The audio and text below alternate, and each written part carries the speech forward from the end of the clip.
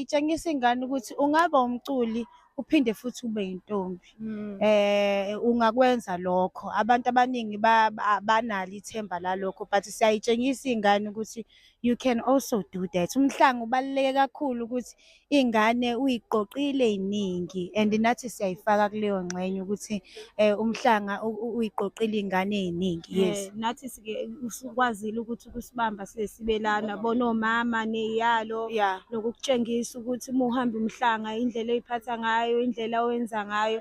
So kubalulekile ngoba ukufundisa futhi nendlela yokuy'phatha njengomuntu wesifazane ukuthi kufuneka uy'phathe kanjani.